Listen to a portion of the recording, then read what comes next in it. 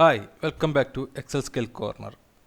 ഇന്ന് നമ്മൾ ഡിസ്കസ് ചെയ്യാൻ പോകുന്നത് how to remove non alpha numerical characters from the data. ചില സമയങ്ങളിൽ നമ്മൾ സിസ്റ്റത്തിന് ഡൗൺലോഡ് ചെയ്യുമ്പോഴൊക്കെ നമുക്ക് സ്പെഷ്യൽ ക്യാരക്ടേഴ്സ് നമ്മുടെ ഡാറ്റയിൽ ഒന്ന് കിടക്കുന്നതാണ്. സ്റ്റാറോ അല്ലെങ്കിൽ ഡബിൾ അപ്പോസ്ട്രോഫിയോ സ്ലാഷോ അല്ലെങ്കിൽ അങ്ങനെ പല നോൺ ക്യാരക്ടേഴ്സൊക്കെ വന്ന് കിടക്കുന്നതാണ്. ഇത് നമുക്ക് ഒരുപാട് ഡിസ്റ്റർബൻസ് ആണ്. ഒന്ന് ഡാറ്റ വർക്ക് ചെയ്യാനും അതുപോലെ ഏതെങ്കിലും സോഫ്റ്റ്വെയറിലേക്ക് അപ്ലോഡ് ചെയ്യേണ്ട സിറ്റുവേഷനൊക്കെ വരുമ്പോൾ വളരെ ഡിഫിക്കൽട്ടായിട്ടുള്ള പ്രോബ്ലമാണ്. ഇതിനെ നമുക്ക് സബ്സ്റ്റിറ്റ്യൂട്ട് ചെയ്യാൻ വേണ്ടി അല്ലെങ്കിൽ ഇതിനെ നമുക്ക് ഒഴിവാക്കാൻ വേണ്ടി നമുക്ക് സബ്സ്റ്റിറ്റ്യൂട്ട് എന്ന് പറഞ്ഞൊരു ഫോർമുല ഉപയോഗിക്കാം.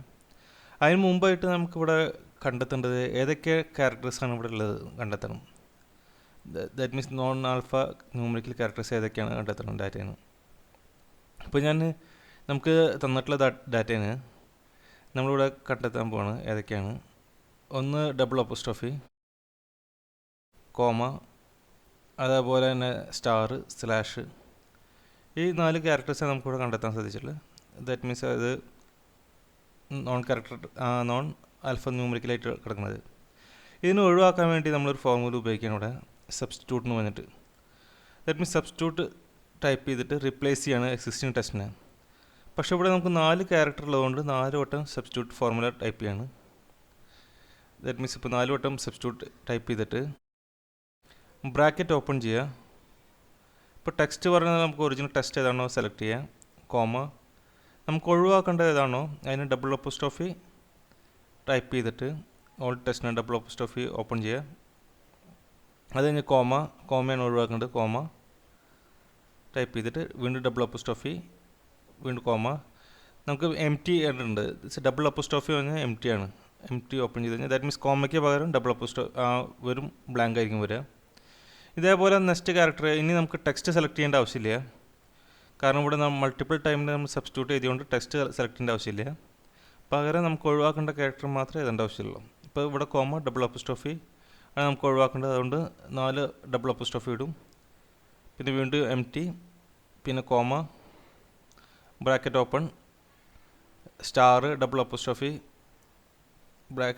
ക്ലോസ് ചെയ്യുക, ബ്രാക്കറ്റ് ക്ലോസ് ചെയ്യുക. വീണ്ടും നമുക്കൊരു സ്ലാഷ് കൂടി ഉണ്ട്. അതുകൊണ്ട് comma, double apostrophe, slash, double apostrophe, comma, double apostrophe എന്നുവെച്ചാൽ എം ടി വരാൻ വേണ്ടി ബ്രാക്കറ്റ് ക്ലോസ് ചെയ്യുക. ഇപ്പോൾ നമുക്ക് നമ്മുടെ ടെക്സ്റ്റിലുണ്ടായിരുന്ന എല്ലാ ക്യാരക്ടേഴ്സും ദാറ്റ് മീൻസ് നോൺ ന്യൂമറിക്കൽ ആയിട്ടുള്ള ക്യാരക്ടേഴ്സ് എല്ലാം comma, double apostrophe, star, slash അതെല്ലാം നമുക്ക് ഒഴിവായി കിട്ടി. ഇത് ഡബിൾ ക്ലിക്ക് ചെയ്ത് കഴിഞ്ഞാൽ ഓട്ടോമാറ്റിക്കായിട്ട് നമുക്ക് എല്ലാ ടെസ്റ്റിലും ഉണ്ടായിരുന്ന ഡാറ്റാസ് ഒഴിവായി കിട്ടി. ഇത് വളരെ ക്വിക്കായിട്ട് ചെയ്യാൻ സാധിക്കുന്നതാണ്.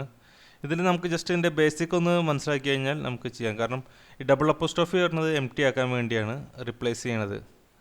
അതുപോലെ തന്നെ നമുക്ക് ഇതിൻ്റെ ഫോർമുല കൃത്യമായിട്ട് കാണാൻ വേണ്ടി നമ്മളിവിടെ ഈക്വൽ ടു ഫോർമുല ടെക്സ്റ്റ് അടിക്കുകയാണ്. ഫോർമുല ടെക്സ്റ്റ് വന്നു കഴിഞ്ഞാൽ നമുക്ക് എന്താണ് ഫോർമുല ഉപയോഗിച്ച് കാണാൻ വേണ്ടിയുള്ളതാണ്. സെലക്ട് ചെയ്ത് കഴിഞ്ഞാൽ നമ്മളത് ഫോക്കസ് ചെയ്ത് കാണിക്കുന്നുണ്ട്. നമ്മൾ ഉപയോഗിച്ച ഫോർമുല എന്ന് വെച്ചാൽ 4 ടൈമാണ് സബ്സ്റ്റിറ്റ്യൂട്ട് ഫോർമുല റൈറ്റ് ചെയ്തതിന്. പിന്നെ ടെക്സ്റ്റ്, അത് കഴിഞ്ഞിട്ട് പിന്നെ നമുക്ക് ഒഴിവാക്കേണ്ട ക്യാരക്ടറുകളായ കോമ, ഡബിൾ അപ്പോസ്ട്രോഫി, സ്ലാഷ്, അതുപോലെ സ്റ്റാർ എല്ലാം നമ്മളിതിൽ ആഡ് ചെയ്തിട്ടുണ്ട്. സോ ഇത് നന്നായി പ്രാക്ടീസ് ചെയ്യുക. ഒരുപാട് ഘട്ടത്തിൽ നമുക്ക് ആവശ്യമായി വരുന്നതാണ്. അതേപോലെ ഇതിന് കൂടുതൽ വീഡിയോസ് കിട്ടാൻ വേണ്ടി നമ്മുടെ യൂട്യൂബ് ചാനൽ സബ്സ്ക്രൈബ് ചെയ്യാം. Okay, all the best. Bye. See you.